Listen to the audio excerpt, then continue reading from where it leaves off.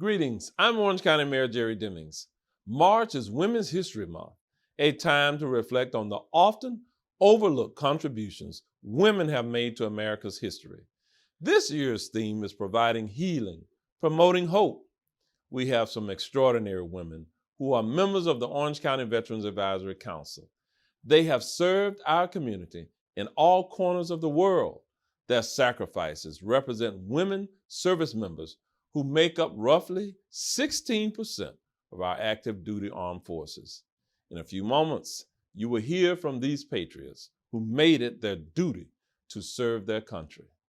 They chose to stand for freedom and justice and support a cause greater than themselves. Stay tuned as our host, Jane Wattrell, asks them about their stories. It is my pleasure to honor these women, along with all women who helped contribute to American history.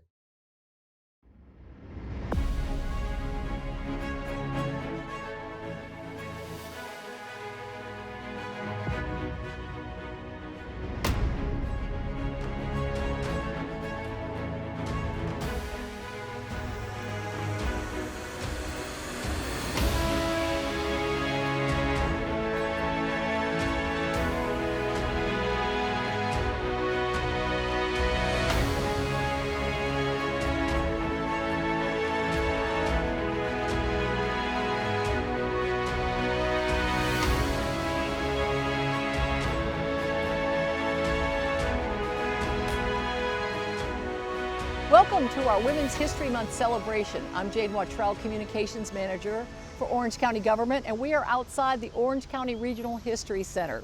And I'm so pleased to talk to Sallie Amato, 98 years old. You served in the Marine Corps Reserve in World War II, one of the first women to join the Marine Corps at 20 years old. I know you love music.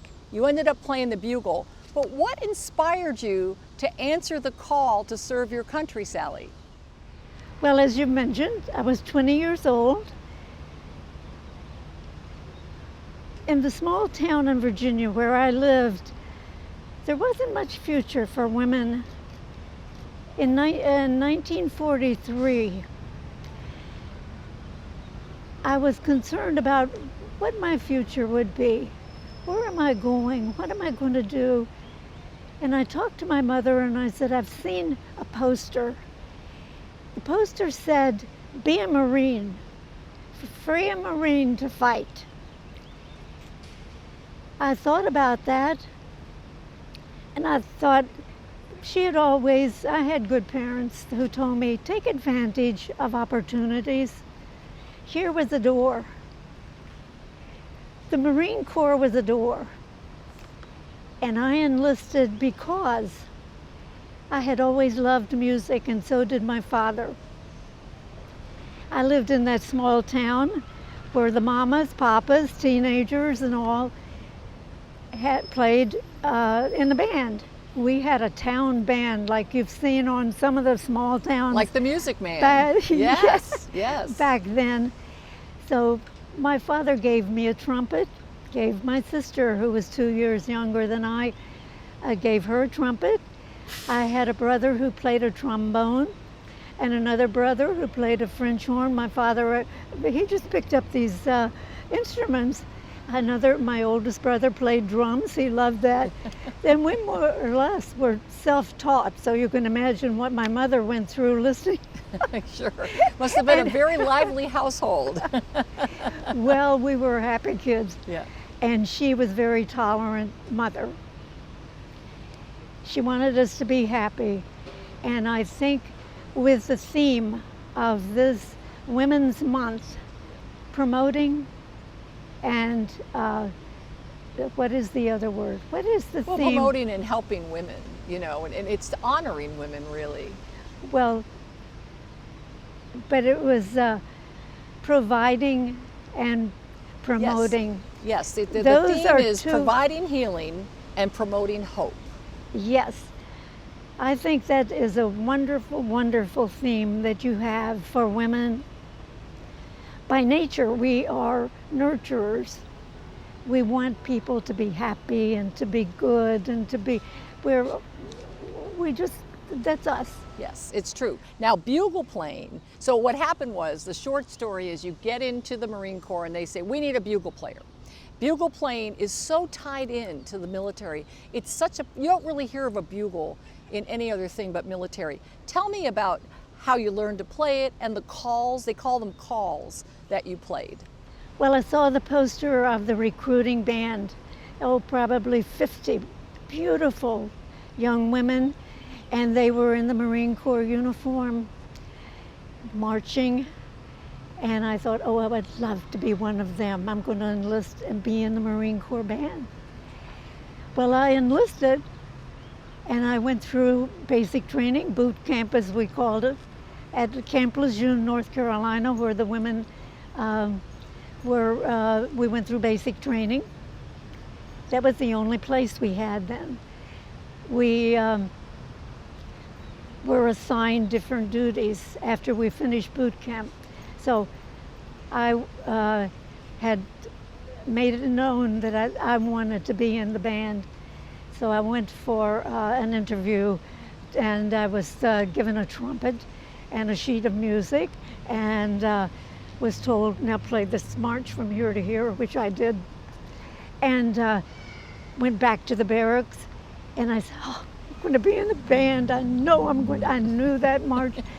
Well, I was assigned to field music school, and I thought, oh, that's the band. Well, no, But it's not. they didn't Yeah. need a trumpet player. They needed a buglers. At that time, there were no female, there were no women buglers. Well, with the small group that they chose to be buglers in the field music school, I was the only trumpet player. So right away I earned my first stripe, because I was in charge of the women that were going to learn the bugle calls. And they had to learn them to play them perfectly. We're military, we're GIs, and we're going out to the flagpole every day from early morning to get them up. You know? That's right. Wake them up. Till night when we put them to bed, and then to sound taps and all the other calls. For instance, chow call. Right. That was why I. And taps in the That's- evening. That's what I did as my over 2 years in the Marine Corps.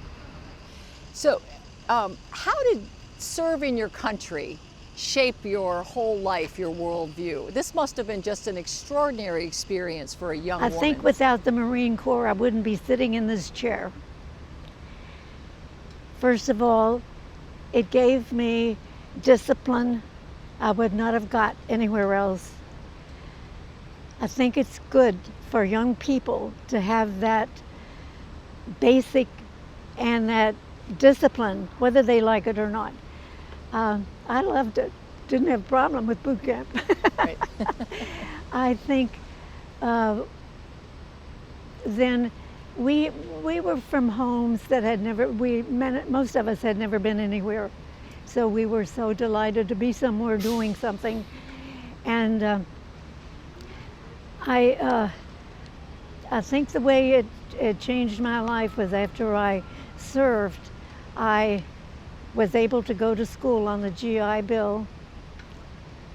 The just over 2 years gave me enough time to earn my bachelor's degree at Radford College, which was the women's division of Virginia Polytech, VPI, and women were not allowed at VPI, men were not allowed at Radford, which is now Radford University, of course, with lots of men. And so after I earned that degree, I had to find a job. I had met John Amato, and Your husband, your he was future husband. had gone back to VPI. He served in Europe and was a captain in the infantry, and served in France and Germany and in World War II. And he went back to finish his degree. He was from New York City. He was so I thought, where will I go after I finish college? Well, go to New York, of course.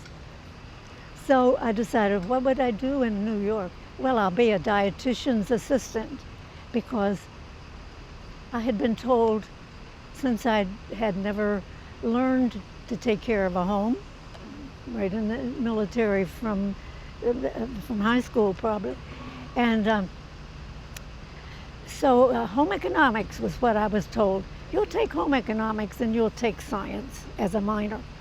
So that's what I did, and that enabled me to be a dietitian's assistant. I went to New York without letting John Amato know that I was there. I lived in the YWCA in New York City. On your own? On my own, yes. And I think this is what so many women now are really examples of. You want to do something, you can do it.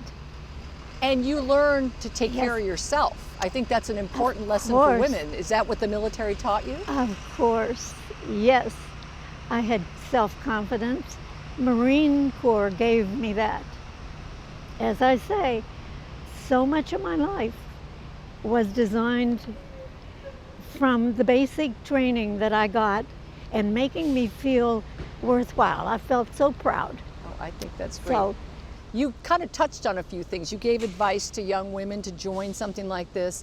Being a part of history, looking back, does that make you, I'm sure it makes you so proud. absolutely. If you could talk about being a part of history like that. You probably, when you were 20, weren't really thinking in those terms, but now you look back and you see, you know, what you accomplished and the whole war effort, you know, all the country. Everybody was serving in one way or another. Oh, absolutely. Oh, It was yes. a different time in this That country. everybody had a job to do. They had a job to do. And whether it was inside the home, outside the home, or those of us who served in the military, we were necessary. It was like free a Marine. We needed, the country needed to have women. And I don't think people understand that now. Because of the war effort, and the men needed to go fight. Women didn't fight back then. You taking the place as a bugler freed a man to go and fight. Yes. Well, in 1942, Congress finally said, with the help of Eleanor Roosevelt, the First Lady, said, we need women. Said to her husband, FDR, we need women. And Congress should pass a bill that women can be a part of our military service. Well, there were women in the Army, in the Navy, and other branches, but not in the Marine Corps. The Commandant didn't want us. So with the war being as it was, in 1942, Congress passed the bill and the President signed it. But it was not until 1943 that we were really able, they got it together with Eleanor's help. And what a great First Lady. I think as a woman of a model for what women can do, I think of her as one of our first, well, of course we got the vote and we got so many things, but in my lifetime, she was in my life.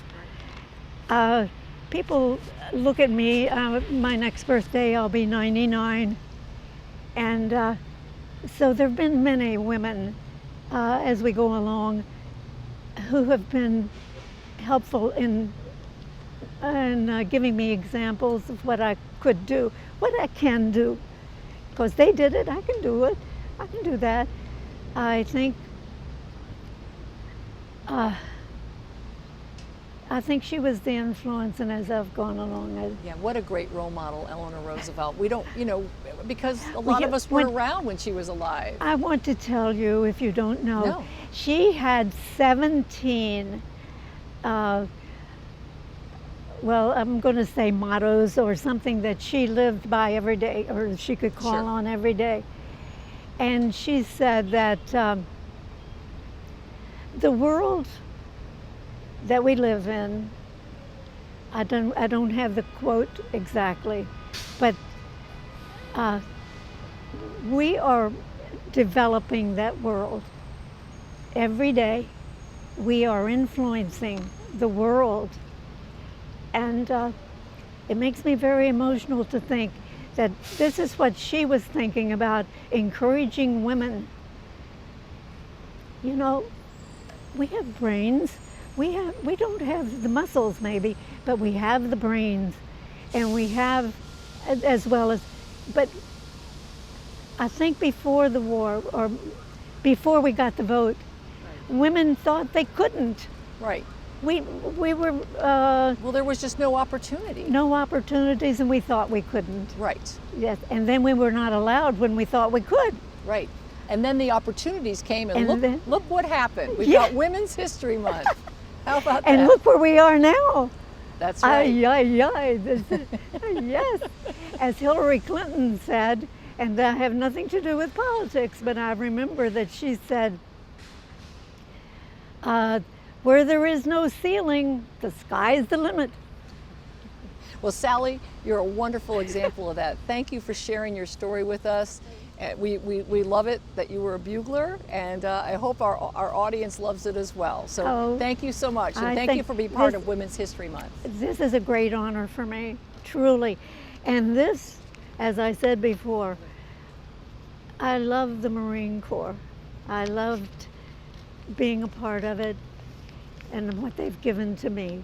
My education, to opportunity to meet my husband of over 65 years, the children that I had with him, where I live today, all the things in my life, and I am a happy, healthy 99-year-old.